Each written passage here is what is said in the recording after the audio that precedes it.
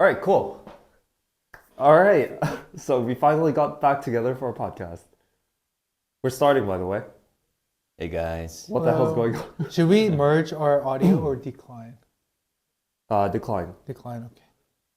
Yeah, because what this does is I don't know why it keeps picking up on Jason, but what this is gonna do is it's just gonna cut to our frames individually. So we don't have to focus on this. You guys can look at your notes and whatnot. Okay. Yeah. Yeah. Cool. So we finally got back together for a podcast. Isn't that great, guys? Amazing. Yeah. Honored to be here. Yeah, Michael. so yeah, I'm taking ownership of the podcast because I'm starting to write a Substack and get some of my thoughts out there. And recently, over the Lunar New Year break, something that caught my eye was obviously DeepSeek. And I wrote a piece regarding DeepSeek saying that it's the great equalizer moment for AI, and it's going to provide a lot of opportunities moving forward. So but obviously that was my bullish view. There's a lot of bearish cases out there. There's obviously a lot of talk about AI ethics, specifically a lot of data going to China and whatnot. So I just wanted to get started. Like, have you guys used AI? Let's just get started with that. Have you guys used AI? I mainly use it for my work. In like what scope? So primarily the stuff that I would normally ask the interns or any of the juniors to do, like market research or getting the data or organizing the data into a table format. All those manual works are pretty much done by GPT. Yeah. So, which kind of allows me to first get rid of all the unnecessities that are involved with the Excel grunt work. And secondly, I'm able to allocate better, more like high level work that requires a critical level of thinking to the juniors for them to grow. So I think works for both ways. Have you used AI? I use AI all the time. And for our team, we use it primarily in three areas. One is coding, and that's like the number one use case for AI for us. Number two is brainstorming new ideas. And number three is translation. Because while our users are primarily in Korea, we do have like an English version of our app as well as like a Chinese version of our app. So there's a lot of translation going around. So AI has been pretty helpful in terms of that too. I've been using it a lot for translations. Like it's scary accurate it's scary how good these AIs are at translating languages. But like what you said, like I've also realized that these AIs can also spit out spreadsheets and whatnot, right? You just feed it assumptions. Oh, It's yeah, kind of yeah. crazy. So yeah, so I also use it, but I've also been able to talk with a lot of AI startups based out of Silicon Valley, and heck, even in the UK and whatnot. And what I've realized is these guys are building a lot of agentic AI, agent AI. I think the lingo differs from based on the person, but yeah, turning these AIs essentially into full-blown employees. In fact, there was a post on Reddit, really interesting, about how an AI company actually posted a job description for an AI agent. Yeah. Interesting. Yeah. Smart. Essentially, it's like, oh yeah, show me a proof of concept of an AI agent. We'll pay 15K a year, and that went viral for some reason, right? But that begs the question: do you foresee this actually replacing human labor? So I see less need for juniors. Right. I've been talking about this since day one, but I think the growing capabilities of AI, being able to do human work, it's not completely free from humans having to micromanage the commands in terms of the guidance and to do what and to improve on what. There's continual necessity for human feedback in a very short interval, which still creates a need for a manager level dictating the AI's work. But again, the inconvenient truth is I'd rather need a junior instead of an intern to just do my forward work in the future. I think most of the job postings will be revolved around those with experiences rather than someone completely new to the space. And all the internships or whatnot would just revolve around like the testing, what do you call that, probationary period for the incoming candidates that are suited for more experienced roles. That's my take. Like that begs the question, like, where did juniors get the experience to become experienced hires? Exactly. So I feel like that creates the chasm in the job market in the spaces where, like coding, right? Right. Coding mainly, and probably finance as well. Because if these grunt jobs are automated by softwares and AI language models, then why would we need the juniors to pull all those all-nighters? If they don't do all-nighters, then are we going to lower their wages? Probably not, right? So that's going to decrease in the headcounts or job postings available in the market. But at the same time, like in the long run, it's going to create that base-like pyramid structure for the job postings as well. What's your take in terms of the impact on the labor market? Honestly, big picture, I don't have a clear idea where this is gonna go. Right. But I can tell you from our company, I was not a developer by trade, but with the help of AI, I'm as good as like a junior developer. So my CTO says. So just in our company alone, AI allowed us to not hire like a junior developer because I was able to take on the role of that with help of AI. So in the short term, it's replacing coding jobs, period. And if you look at the numbers as well, I think it's like FRED, like a very well-known Oh yeah, database. the U.S. Federal Reserve right. economic data. They recently posted the number of software jobs since like 2000, and the graph literally looks like this. And that bleep, it was during COVID, when people were trying to hire as many software engineers as possible. Right. But after that, as soon as like ChatGPT came out, it just came crashing down again. So again, currently I know coding jobs are being replaced by AI for sure. Taking a step back, big picture wise, I don't really know where this is gonna go. I'm curious. Have you guys tried prompt engineering? No, I haven't. Like training your own chatbots and whatnot. So we do. So Yeah, I was because you have a chatbot in your service. yes, I was gonna say. So we use AI when we work, but our service also has an AI component to it. For those who don't know about Sunrise, we're trying to build an AI therapist.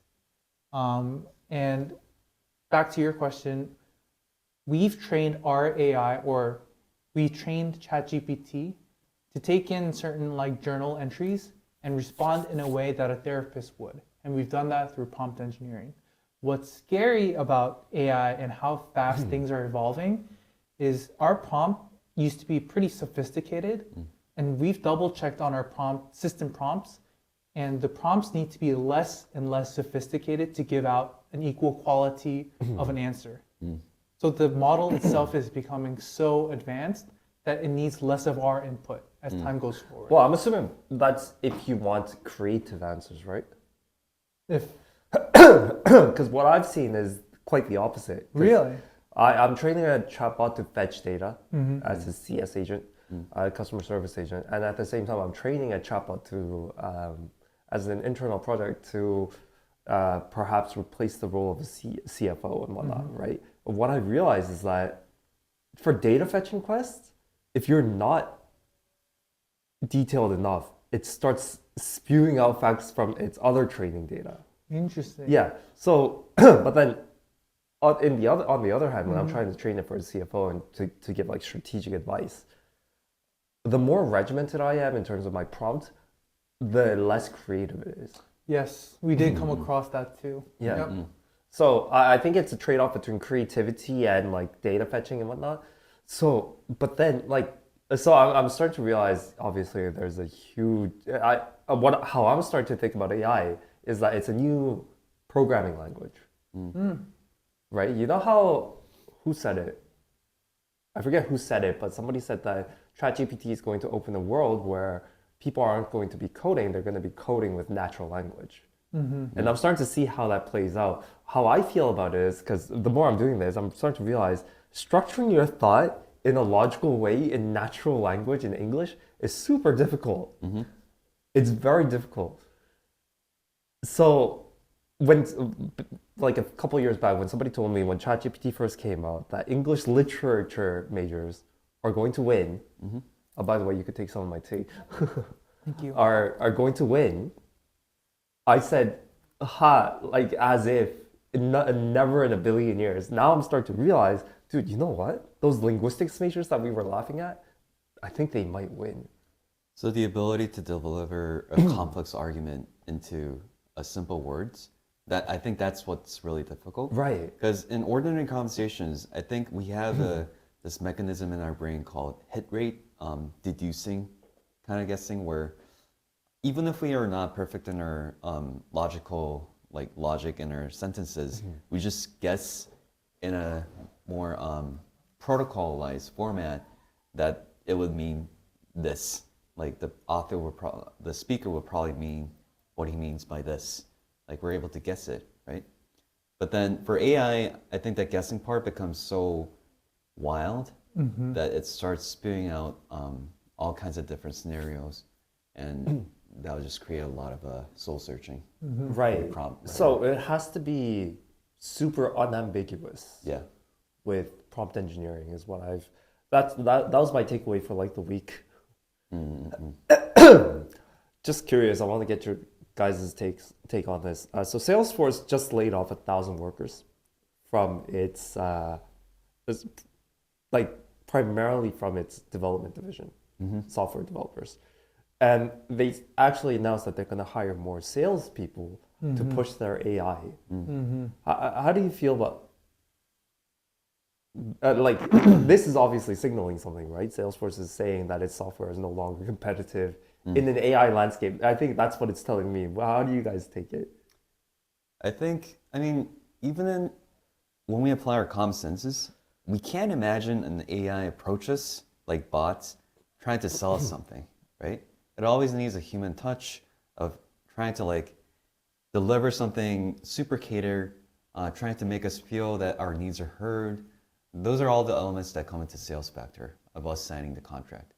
But I think what comes after is after we buy the product and their after service, like, oh, we have a problem using this feature.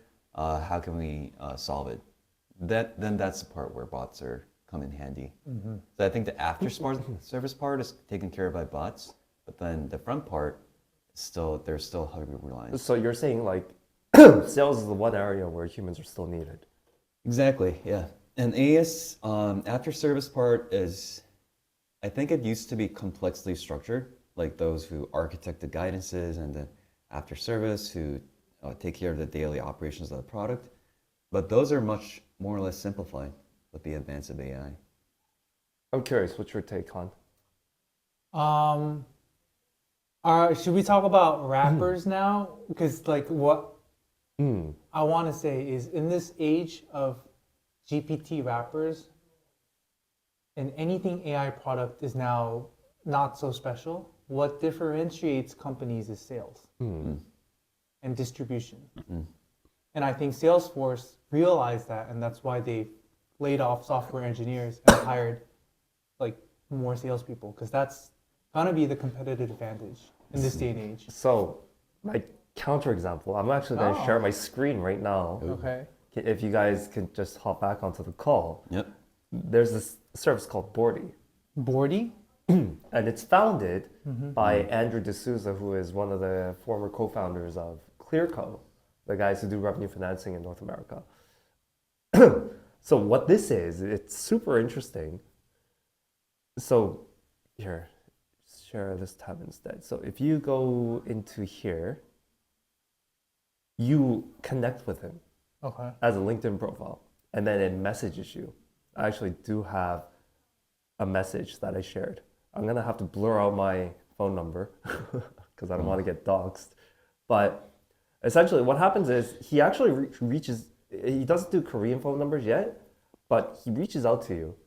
You have a conversation on your phone, and what it does is, so I'm just going to turn off, I just turned off my screen sharing. Yeah, so what it does is it transcripts the call, turns it into actionable data insights, and connects you with people that you would be interested in meeting. Does this not automate the sales process? So I think that there comes the sales funnel. Right. Funnels are different for inbound and outbound. Right. And I think a lot of companies tend to consider inbound as a more efficient and more high retention rate, good quality funnels, right? Yep. And I can see when more humans are involved with the outbound sales, but then I don't understand a more need for humans in terms of inbound sales. So that inbound sales could be taken care of with like the solutions you just mentioned. What do you think? I mean, I've been not interested in B2B for a while, but I do know, I mean, what Jason said, I 100% can see. And I also have noticed an uptick in terms of AI sales agents. I've seen that like pop up on my LinkedIn all the time. So I know people are trying to tackle that problem. So I could see it going either way. Maybe it will replace humans, maybe it won't. But I just know a lot of people are trying. I'm curious. Do you think like we should be concerned about AIs replacing humans just in general? Like, should we be worried about the ethics of that? Because I've had this conversation with one of my portfolio companies, actually two of my portfolio companies, about the ethical implications about replacing humans, right? And my argument, I actually released a Substack post today saying that I don't think product builders and people in tech should worry too much about ethics when they're building. I feel like that hinders their progress, right? That was the whole point that I think JD Vance made in terms of regulation. Right. And he's saying that EU is bogged down by regulation. Right. They're going to end up losing to China because of that. And like the other additional argument for that case is essentially the only way to, the NRA says this all the time, the only way to stop a bad guy with a gun is a good guy with a gun. Right. And like in this geopolitical environment, obviously we're all trying to fend off the Chinese threat, right? For better or for worse. Is it not better that we have the same resources at our hands that the Chinese have?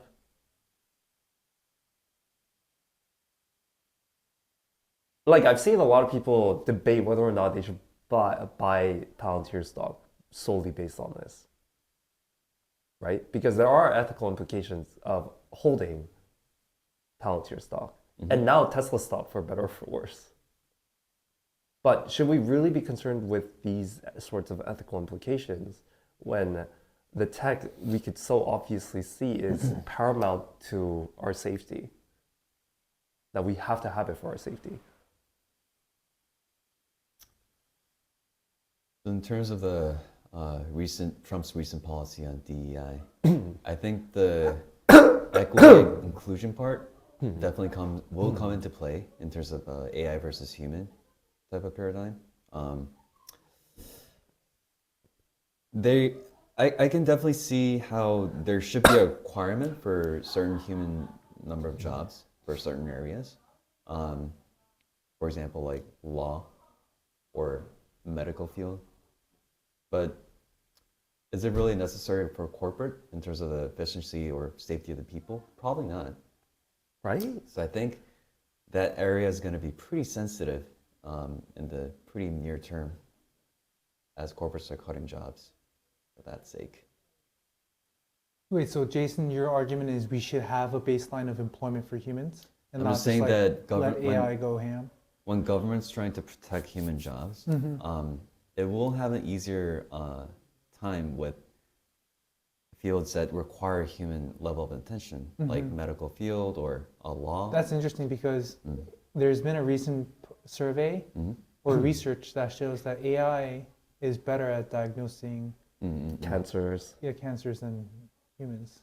Right. But I think part of the human minds will always require a human level of review of the AI. For example, to feel are safe. patients going to take it for granted that the AIs are 100% accurate? Probably not. There are other side of the world where people are always going to request for human touch. Yeah. Doctor, do you think this is truly right? Like, am I diagnosed correctly? And there are going to be human doctors who just come out for even 5 minutes and say, yeah, I've confirmed the results. Even just that simple sentence gives you the approval or confirmation that you're getting the what you pay for. So essentially, we're all going to be Barney Stinsons in the future. Barney. The- Oh my God, you guys don't know about this? So, Himyam, How I Met Your Mother. Yeah? In that, you know Barney Stinson, right? The Barney guy, Stinson. yeah, who, Yeah. who The always suit wears guy. the suit. Yeah. Yeah. You know what his job is? Wasn't he a lawyer? No, he wasn't a lawyer. He was the fall guy for a large corporation where he signs off on all the documents, so all the legal liability falls on him. Oh. I didn't know that actually. Yeah. He Oh works my at a God. legal team. Yeah, technically, but he was the fall guy, so he didn't do any work. He just signed off on documents, took on unduly risk, and got paid a premium on it. Oh, wow. That was his entire job. That's why he never did anything. He always wore a suit and was so goddamn rich all the time, despite not seemingly having a day job. My point is, are we all going to be Barney Stinsons in the future? Just taking on financial risk for corporations with... But another mechanism for that is, I think, what's the area where people always have to take exams to maintain their licenses? Oh, Lawyers. shit. Like corporate bankers? I'm talking about You mean FINRA licenses? retail bankers or... Yeah, FINRA licenses. Yeah, but Yeah. it's like a very easy exam. Yeah. Lawyers, they have to pass the bar. Yeah, but Yeah. it's a one-time thing. You don't have to pass the bar. Oh, you're every saying about single time. continuously needs Exactly. So to. we're Lawyers going to need have to to like... refresh their thing though. What? Don't they? Don't No. they have to? Unless they're like kicked out of the bar, you don't have to. It's a lifetime membership. So what I'm saying is, before then, when everything was run by humans, we got to pick up our expertise as we do the work, right? But then the likelihood of the future working process will probably be like, we'll grow lazier and we'll most likely forget some of the expertise that we picked up in our academic studies or even during our trainings. So I'm just saying that there probably needs to be a mechanism that will probably require us to refresh our expertise to a certain level. Okay, counterpoint. Do any of you guys even remember how to do calculus now? No. Yes. Wait, how do you remember? It was kind of like when I was touching over GMAT. Right. Yeah. Oh. Yeah, okay. So I see how could What's your that could jog your... My point is like we're already in a system where we're losing our training over time, right? Depending on the area of profession that we go into. How's that any different? So in our professions, same thing, right? Right. Like we sharpen our level of expertise, limited to the areas where we work at, and we tend to put less value into knowledge that we don't really apply, whether in our daily lives or professional career. So you're saying if you use, so for example, a lawyer uses an AI in their daily operations, they should go through examination once every, let's say, 2 years to make sure that they still know their shit. I mean, like intervals, it depends, right? Depends on the cycle of the deal that the law firm's getting. If they get the deal every 3 to 6 months, and then if the teams are not like vertically categorized, like corporate finance, M&A, litigation, if one lawyer ends up doing everything because there's less heads count, then obviously there's a need for examinations for each of the areas, at least on the basic stuff. That's what I'm saying. What's your take? What's the future of labor?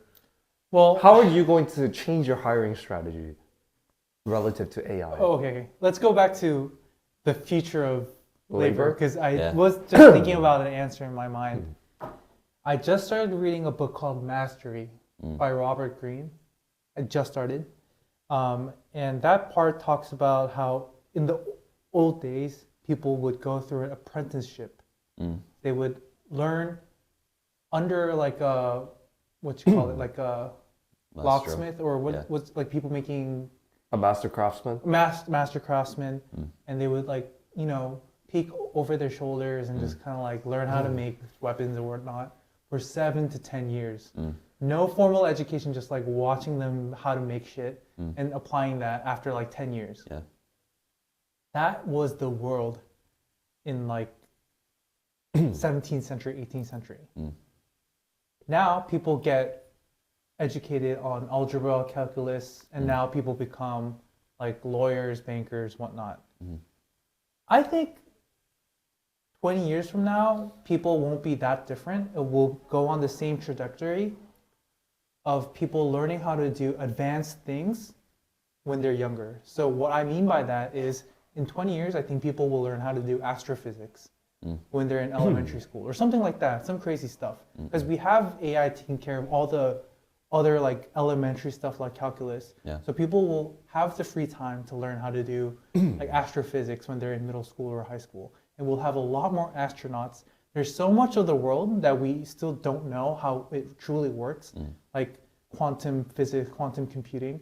And now with AI taking care of all the other stuff in the real world, we have time to ponder about that kind of stuff. So we'll have a lot more people working on that in the future is my guess. I have a question. Yeah. Because in order for you to actually explore those topics, such as like quantum physics, astrophysics, etc., you need to build up a lot of context. And the whole point of education is to build up that context. I think people can do it in 10, 20 years with the help of AI. Because it's kind of like sports too. Like 50 years ago, have you seen those videos of Olympians competing like when the cameras first came out? Okay, they were so bad. Okay, so Right? full caveat. Yeah. Back then, the Olympics actually were only for amateur athletes. So professional athletes could not compete. Oh, really? Yeah. Oh, so okay. there was a Maybe- huge caveat. Maybe the Olympics was a bad example. But if you look at professional sports, 50 years Like the NBA, yeah.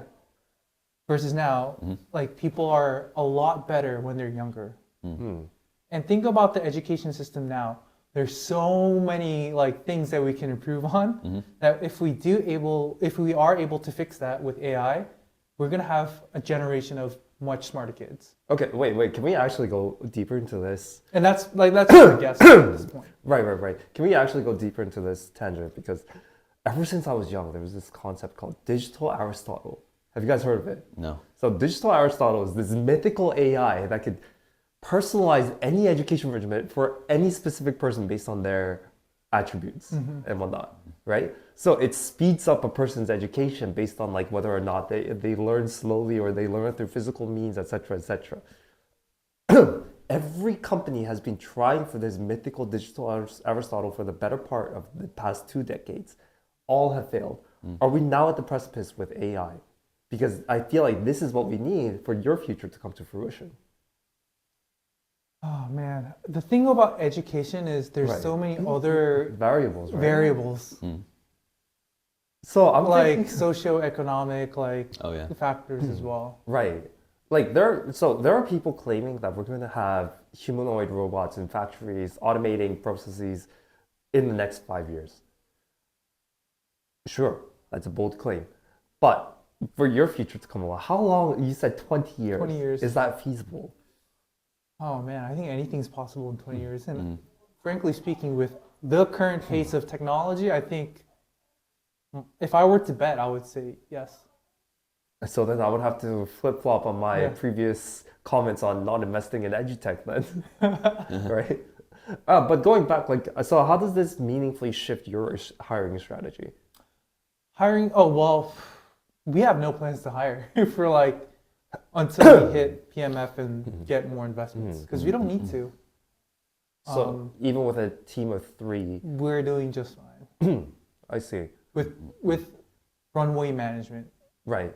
But then if you were to hire another person, what sort of, Marketer, we don't need coders. really? Yeah, That bad, huh? yeah. Same for us. I mean, we're doing global business, and marketing in Korea and overseas is completely different. So Yeah. we are expecting to hire. So healthcare. we're seeing the pendulum shift back from coders to non-coders in terms of like the market dynamics for hiring. Exactly. Yep. Oh, Yep. that's crazy. No, because I've had the same conversation with my boss, and we're talking. Yeah, there's no foreseeable future where we would need to hire more developers. Mm. It's crazy. Yeah. But then, this is also an ethical question. It's an educational question. But then we like since the Obama administration, we've been pushing for more coders, more coders. Coding is going to be a second language that people are just going to have to learn to function in the new society. So we've been pushing for more coders, more programmers through the education system, and they've all graduated. They've experienced six-figure salaries for the first few years of their careers. Now they're jobless. Mm. What's in the future for them? But I do think that learning coding in college is in itself valuable because of the way you think. Right, but it's costing people six figures on a yearly basis for 4 years, right? To get that experience. Right. But I mean, is it worth going to college? Right. Like at this point, like that, that's a whole different thing. But I'm saying majoring, just because coding is replacing a lot of code, like AI is replacing a lot of coding, doesn't mean you shouldn't study computer science. I think it's a good field to study because you become more rational, you become better at paying attention to details and whatnot. That's all I'm saying. Like it's still worth the major Right. that's worth pursuing. Yeah. I think so. The way you described it, Obama administration pushing for all these, pumping out these engineers. I think they drew the wrong production curve in terms of just guessing that the amount of capital and the time required to raise one like software engineer is just going to stay the same, and we're going to expect this amount of output from raising this engineer to contribute to the revenues of the domestic companies and contribute to GDP. But I think the potential, the cost of raising an engineer has drastically been reduced with the advent of all these edutech companies and AI. Also, the cost of managing the employees and making better outputs have significantly been reduced. So what I'm thinking is they just have to adapt, right? Okay, wait. Can I say one more Yeah, thing? go ahead. Yeah. I know you said this very lightheartedly, but What did I say the lightheartedly?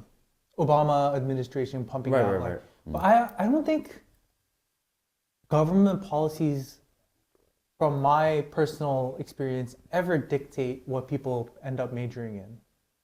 Okay, It's more of like a capitalist, like free market. Like if a job is hot, they're paying a lot. Yeah. That's okay. Graduate, like college students are like, maybe I should major in that. Oh yeah. But yeah. like government policies, I don't think I for one never cared what the government was pushing. Okay, in that's terms of- because we weren't Americans, but Yeah. in America, they offered a crap ton of STEM scholarships. There was a slow conversion from non-STEM majors to STEM majors. Right, but the Like government economics, for artificially example. injected itself into the fold to incentivize the transition into STEM majors, specifically in the way of like FAFSA deferment and was it student aid, et cetera, et cetera. They probably did that. I'm just saying, my personal experience is most likely people wouldn't factor that in as the most important thing when deciding a major. Most people. I actually do Hopefully. agree that Yeah. salaries definitely came into play. Oh, Yeah, obviously. salary is probably the bigger. Yeah. Yeah. Because remember, like seeing on Reddit or any of the job forums, the rave about software engineering. It was the job. It was the salary. People exactly. wanted to Right, get paid. Yeah. Salary and the perks. in perks. But like, mind you, this is my counter argument, playing devil's advocate here. The same kid who got into, let's say, finance and comp sci, if they got into both, I'm assuming like the career and the financial prospects of both careers are equally appealing at this point. They probably chose to go to a STEM major as opposed to a finance major, or let's say an econ major, specifically because of the financial incentives laid out by the government. So if everything is equal and the government is Oh pushing for yeah, it, no, that's then, like well, obvious, that's- obvious. But that's what you're yeah, saying. yeah. Yeah. But I'm saying the smartest people in the country were incentivized to choose a decision based on immediate financial factors, and the government did have a role to play in it. Yeah. I'm not saying it's like a. Okay, I Yeah. hate shitting on art, Yeah. art. Was it art history majors and whatnot? But like, dude, if you got into art history, you're probably not a part of this conversation. I'm sorry, but I'm saying the kids who got into let's say, a physics major, right? But then they had a financial incentive to go to a comp sci major. Because of the government? Those Yeah. guys, I think we government lost. has a role, Yeah, yeah, we yeah. lost out as a society because of the role that government played. I sound like a libertarian. I'm not actually a libertarian, guys.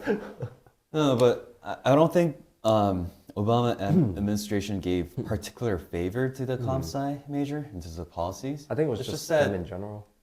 it introduced more incentives for international students to be able to stay in America and get their jobs. That's also in a the fair States. fact. Yeah. So it just provided companies more incentives to hire. Right. Well, this is a controversial term, but cheaper labor, right? With the Okay, we'll get to that topic in a Mhm. later episode with Yeah. H-1B visas. And, yeah, you have something. I also think this is why majors don't matter. I don't Because- think majors matter. Yeah. Because like at the end of the day, what's hot in 2010 was not hot in 2020. What's hot in 2020 is not going to be hot in 2030 in terms of like job prospects and whatnot. Like what you should learn out of college is how to learn Oh, that's a and how to fantastic adapt. point. And like it's critical. majors, like it just doesn't really matter at the end of the day. Because as I said, what's hot in one time is not going to be hot in another time. Dude, I completely agree. So maybe if there was a major you should choose, it's liberal arts, because you learn how to do a lot of. I feel like we different should things. talk about education on a different time because I Yes. feel like we could go on a 5-hour tirade regarding the subject. Yeah. But let's step back a bit.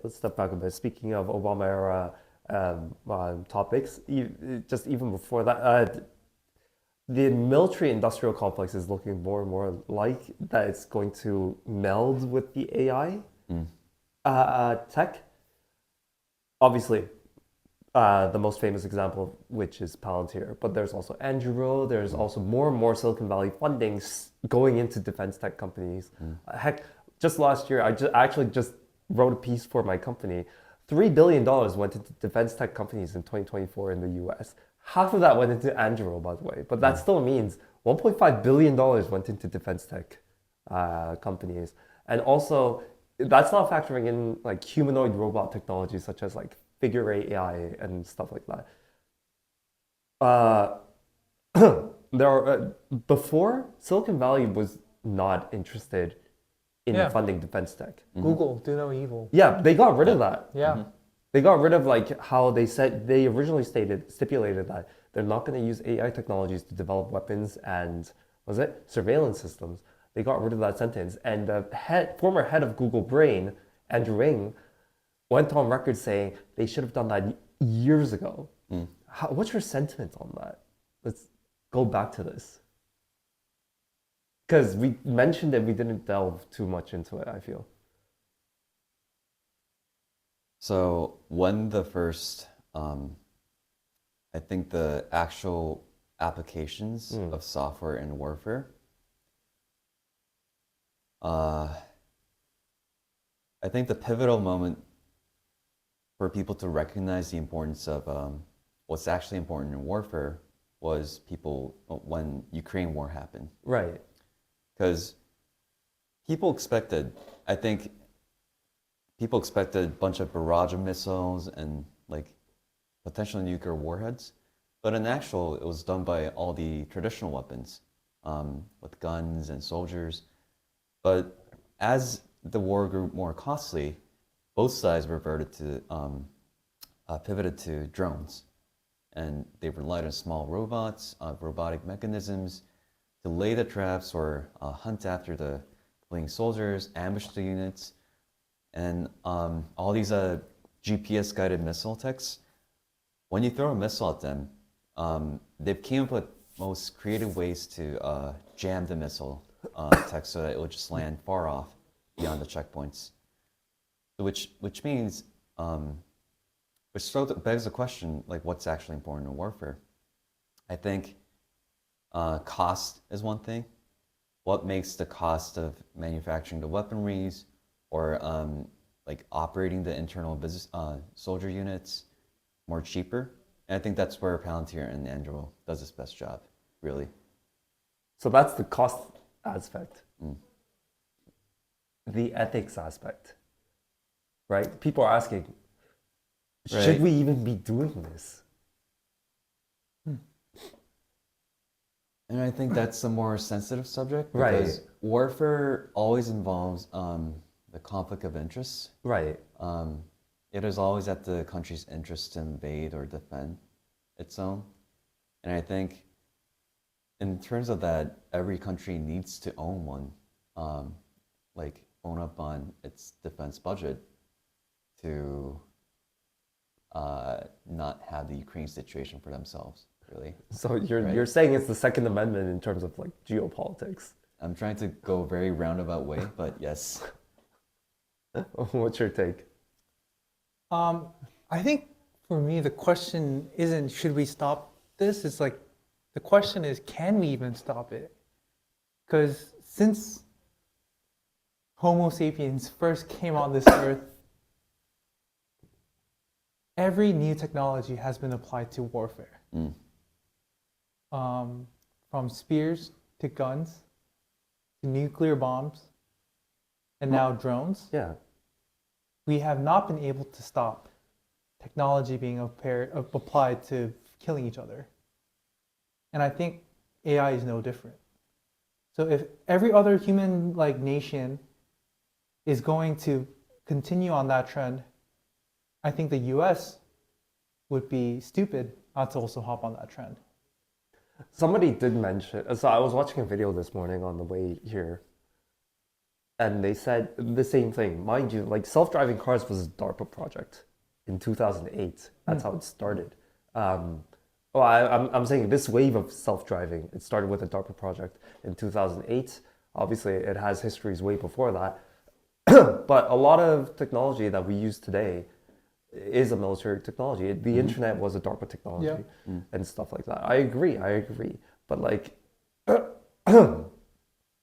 now it feels like, because AI in and of itself isn't really a DARPA-led technology with defense implications first. It's being appropriated by the defense industry for defense-related purposes. But somebody did say this on the video. It was a Korean video, and he explicitly said that, do you think the Chinese are not, the Chinese are leaps and bounds be ahead of us in terms of humanoid robots? Do you think they're not looking to use it in warfare? I think there are more effective forms than humanoid robots to manage the warfare. Like I said back to Ukraine and Russia war, it needs to be sneaky.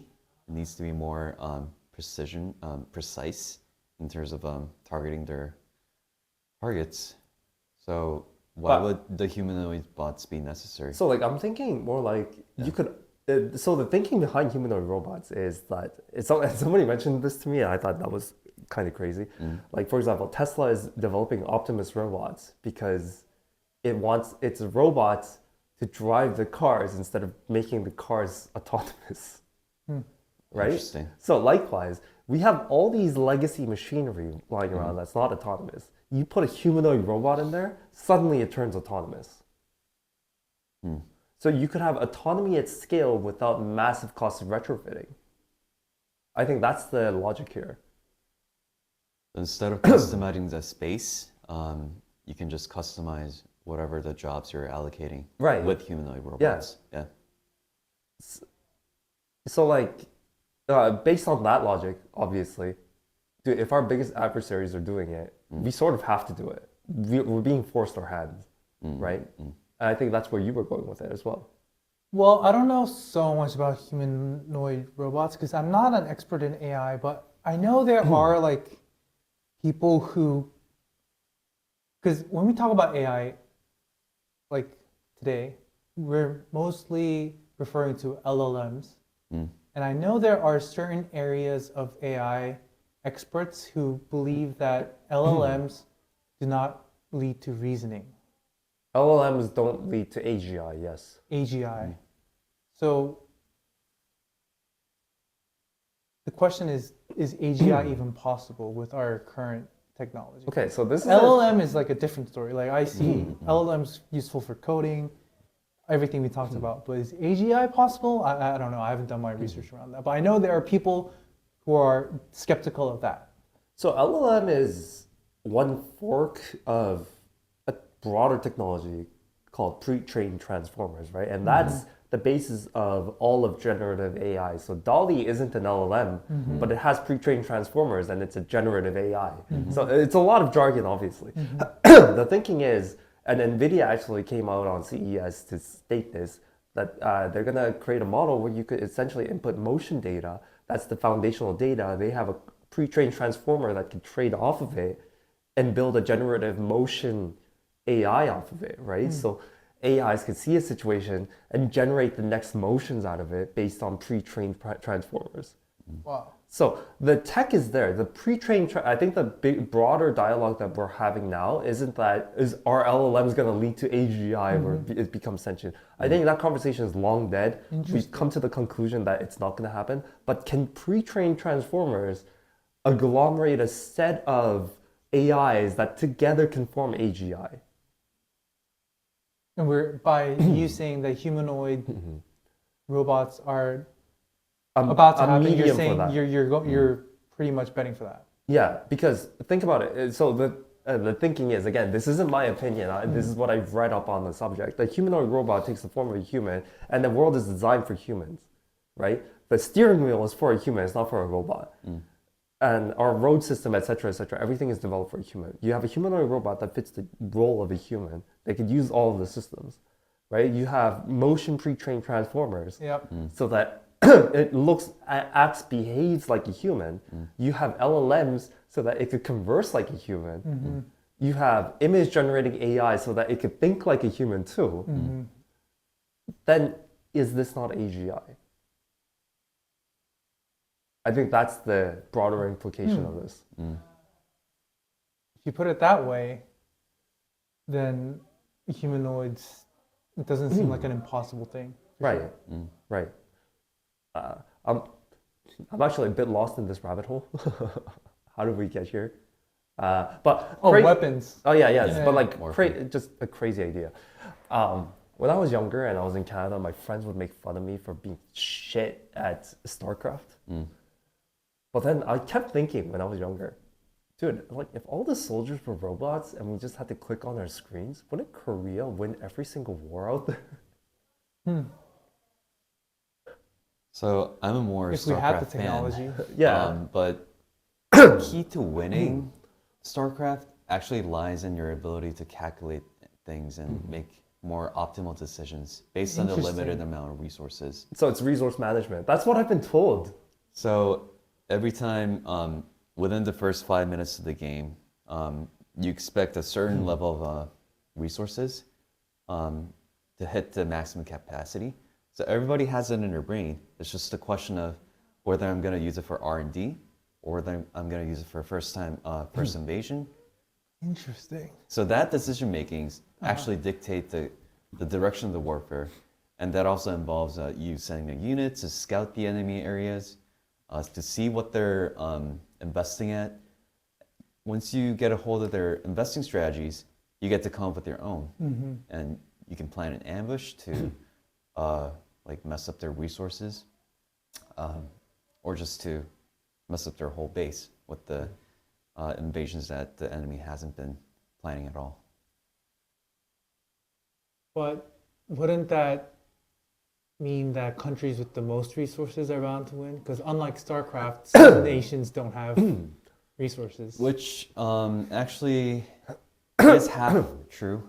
But I think the most important thing about warfare is the direction of the resource allocation of each Like even country. if you have a lot of resources, if you waste it, you're going to lose, is what you're saying. So if you don't have like soldiers at its expense to ready to go off, Yeah. then if you're ambushed, you're done for. You're done for. Right? And same for war and finance. If you're not prepared for the other country just coming at you with the bond sell-offs, then you're done for. I mean, like it sort of translates to real life too. The biggest military powers are Russia, China, and the United States, right? And they ostensibly have the biggest bucket of resources known to mankind. But like counterpoint, dude, we fucking rock at League of Legends, right? So we're kind of kick-ass and micro, aren't we? But it also poses an inconvenient truth that we're better soldiers rather than Ooh, better than planners. Oh, Because in the bigger, broader scheme of play, I think individuals won't ever get a control of the government's decision-making process. It's just that we have to reach a collective consensus, at least in the democracy system, right? Which means the actual decision makers and us as individuals are going to have a lot of chasms in terms of the abilities to make decisions or execute what we think is right. you could tell that Jason's trying to be as politically correct here as possible to not stymie his political future. 99% neutral, but yes. I see what you're getting at. I could put it more controversially, but I'll just leave it at that. Yeah. Interesting. Yeah, but actually, let's go back to that question. Is AGI possible?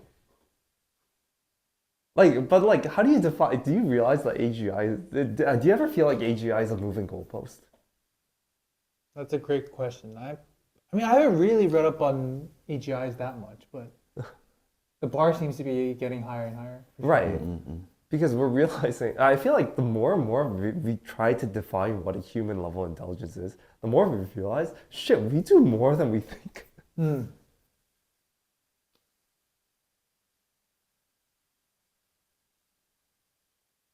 I think, like, just to loop it all back, for me, I think what's going to happen is for junior level employees, the biggest skill set that they're going to be able to learn is just like managing AI.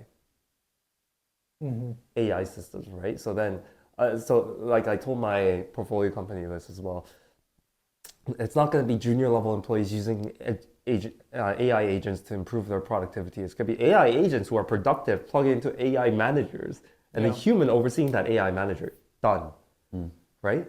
So then, for you as a junior employee to get a job at one of these posts, your biggest skill set is, have you managed an AI manager before? Have you managed an AI system before? But I feel like we've seen this with the rise of GitHub and open source. Junior level programmers, they have a lot of experience coding off of GitHub open source projects. I feel like that's the future. But then that means for me, for an AI manager to be effective, it has to be at the level damn near AGI. But what is AGI? I actually have second thoughts about that. Ooh, okay. So you're talking about the person's ability to do more scalable projects with respect to the limited number of language models at expense. But I think when an AI actually comes into play at work, it will be more about you becoming better at the jobs you do, the existing jobs that are available at work. So let's just say you are in finance. You are a finance guy. You're in the finance team, but you also have legal team. You also have a marketing team that you work with. If you're able to take over their work with the AI language model that you're given, then it proves that you're better candidate, for survival issues. As the companies are cutting jobs. Are we talking about Darwinian evolution here right now? So I'm talking about the possibility of cannibalism. Yo, this sounds like a libertarian paradise. It's actually what do you mean by cannibalism?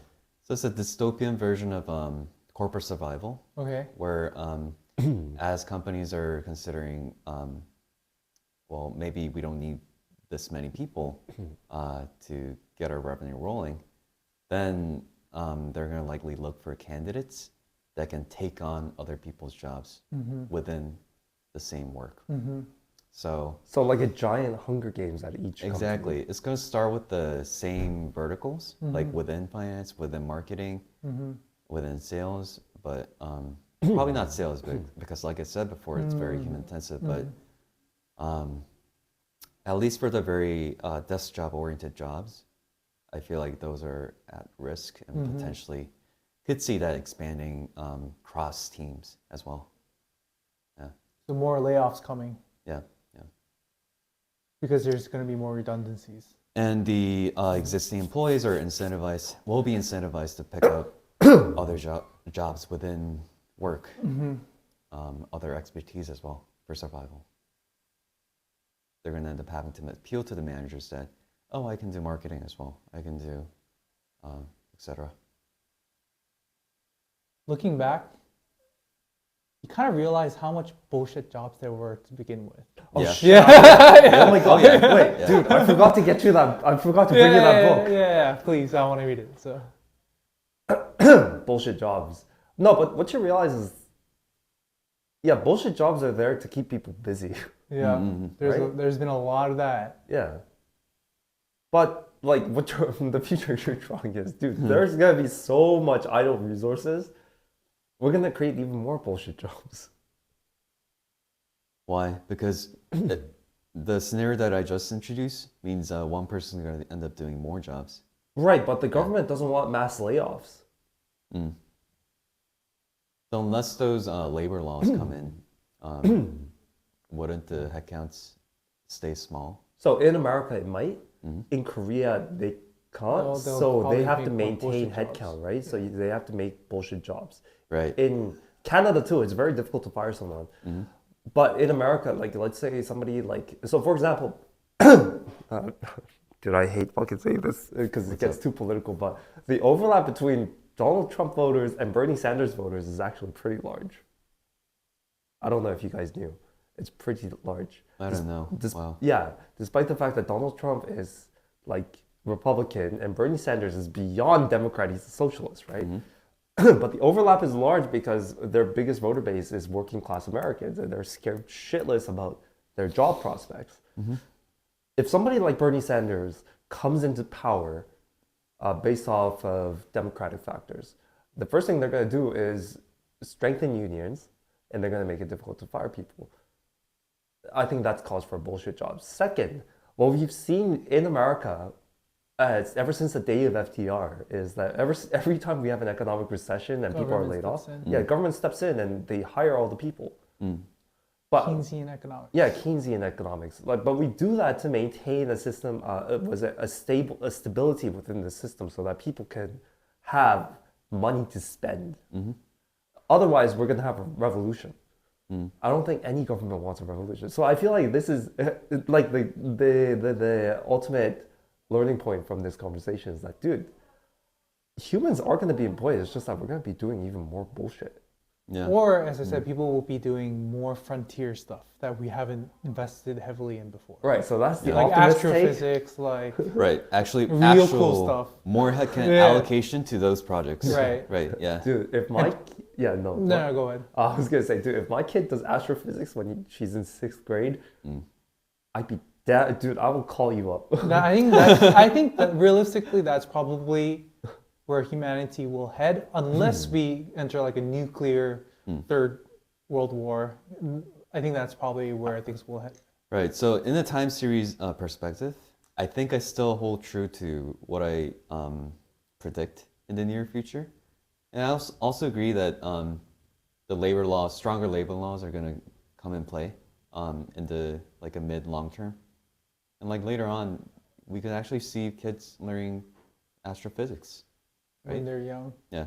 But then I think it's inevitable that the corporate cannibalism or labor, all this cost-cutting measures are going to be here pretty soon. I mean, I feel like that this has always been the case though, like, because Detroit was also like a booming like industrial city until like the Japanese started to make cheaper cars because of better technology and whatnot. Right. That's why they have the like- Plaza Accords. The what? The Plaza Accords. What's that?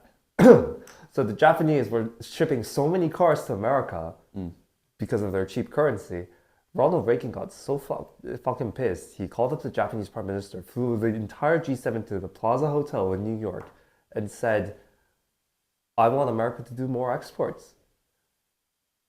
And then devalued the US currency, hiked the Japanese currency, and essentially created the Japanese asset bubble. And because Japanese wanted to keep their export levels high, it did its worst decision making to agree to the measures, Interesting. Yeah. which led to Japanese economy's downfall. But it still didn't save Detroit. Yeah. Right. But So I think just people get hired a lot in certain areas geographically or in certain career areas, but that also comes and goes. But like, if you bring up Detroit as the stand-in example for this, the biggest issue with that entire Rust Belt region is that there was a boom in employment and then there was a downfall in employment. But people weren't able to escape that location, and as a result, they fell as casualties to the system. Right? There's a lot of poverty there. Yeah. Gary, Indiana, Detroit, Michigan, heck, Flint, Michigan, biggest downfall I've ever seen. Lordstown, Michigan as well. Yep. But now you have San Francisco. Right, Like but where one area declines, another. right, actually, What's up? this is a very good point. But then, in order for you to get a job in San Francisco, you had to retrain. But it's very difficult to retrain somebody in their mid-age who got laid off. Yeah. It's impossible. I don't care how much money like the U.S. government is throwing at re-education programs. It never fucking works. So then, So what do you do about it? I err on the younger generation might think like you. No.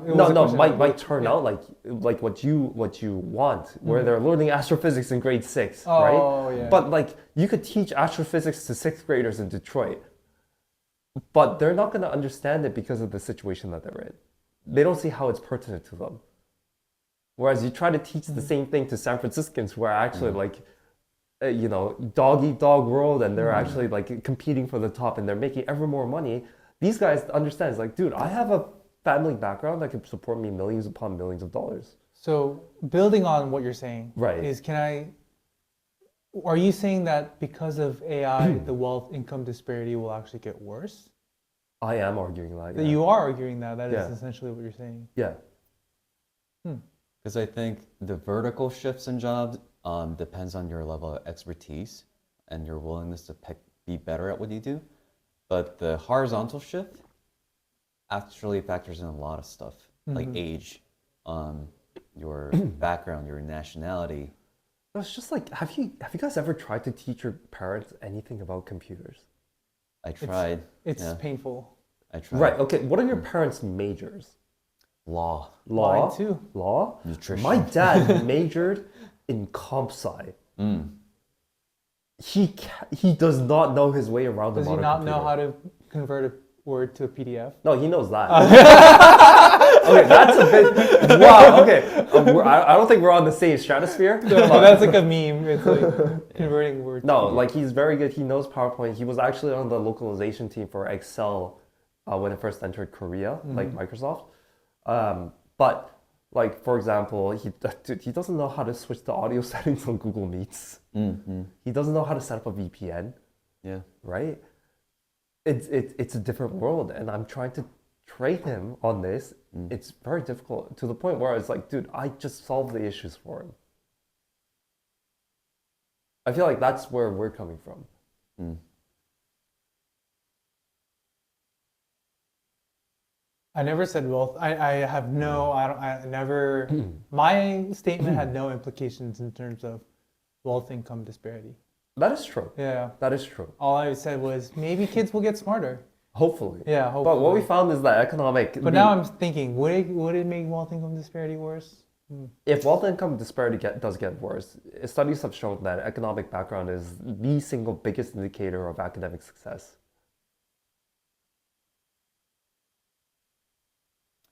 But the thing about Detroit was also because most of the manufacturing bays were shipped offshore to Mexico or other countries. Okay, technicality here, but is Mexico offshore when it shares a land border? Well, off. land territory. I don't know. We could coin a new term, but Right. I think the inconvenient truth that I was trying to say is most of the jobs, the regional jobs that stayed in Michigan, were heavily based in manufacturing and not staff based. So, of course, like there could be a scenario where the Ford was just so well off that even if it outsources manufacturing, it could convert all those domestic workers to the staff positions and do better work, better high quality work. But that just simply didn't play out as it we expect it to be in theory. But why did it play out like that? Because Just like, I think oh, I think we were talking for too long. no, there was a technology stuff. Oh, okay. Wait, what happened? I don't know. Wait, how long is this video? okay, my computer No, started. Yeah, it's an hour and 5 minutes. Yeah. I guess let's quickly wrap up. Yeah. All right. All right, wait. 1, 2, 3. All right. Wait, we didn't talk about rappers. We didn't talk you about guys- equities. We talked about everything. But what you said we were going to talk about? No, but that's good. Like, but we stayed on topic. Yeah, Wait, but, equities? Stocks. Oh, stocks? Yeah. yeah, we were gonna talk about why Palantir was a buy. Oh, damn, you're right. No, but screw it, whatever. Like, guys, I hope you enjoyed the episode. What? That was... No, the issue is like we sort of lost the rhythm because of the Korean government. God damn it. But yeah, what were you gonna say about Detroit, Michigan? I'm just saying the government failed to, not the government, but corporates failed to Train. provide the right training that could enable the horizontal shift for the manufacturing workers in America. Oh no, I actually agree. Like when you're making stuff, it's a very different skill set that you have to have From managing. from managing people, right? Yeah. But the training resources simply weren't there. Yeah. But the argument could be made that even if you gave them infinite resources, could they have done it? Could they have made the transition? I would argue no. I think that would have been possible because largely because the Ford and Chrysler, they're failing at their competition against the Japanese cars or like elsewhere. Right. They simply didn't have the R&D or resources available. Right, but the counterpoint to that is, were there even enough managerial positions for all these people? There were already plenty at the auto companies. So Really, for like tens of thousands of auto workers? Because the UAW, United Auto Workers Union, is its membership, I think, is 250,000. the Quarter million? 250,000. Million? No, it has 400,000 active members, the United Auto Workers Union. How can you have a corporation with 400,000 managers? That's for the managers only. No, like if you transition all these guys are working in factories right now. Yeah. You're shipping off all the factories to Mexico, to China, to Southeast Asia. You have to transition these guys all into managerial positions. So that's where the government probably have to step in, right? There's a label. And there comes a scenario where, like, you know, a government's making like useless. So we're gonna have to Jobs as choose well. a stance, guys. Are we Yeah. big government or small government? Wait.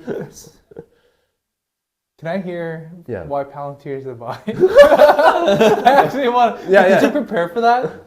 I actually want to hear. Not- This is like I'm fascinated by Palantir. I actually sold all of my Palantir stocks. Oh, just so you're a recently. sell. Yeah. Oh, damn. I just recently sold all of it.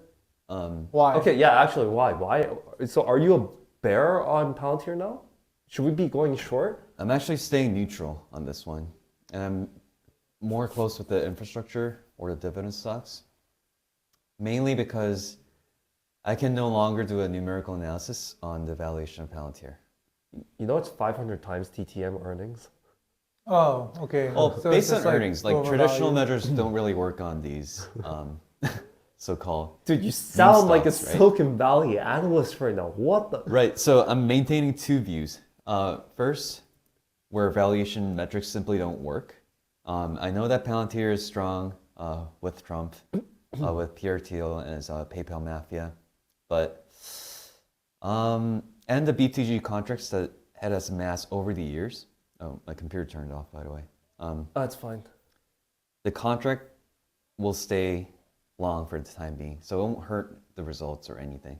I think it'll perform better in the long run, even in the long run or the short run, but it's just too expensive. And I see all these mega ETFs just selling off at the expense of retail fervor. Price and value are different things. Right, so I don't think the stock price is sustainable anymore. All right. I'm the type that does a long investing, not short. On that note, because his laptop did turn off, let's end the episode there. Next episode, we'll just talk. My rapper. Huh? Yeah, no, we'll talk about GPT rappers and how you can make $1 billion off of your GPT rapper idea. All right, thanks, guys. Bye. Okay, more on stock picking next time. Wow, time flies. Yeah.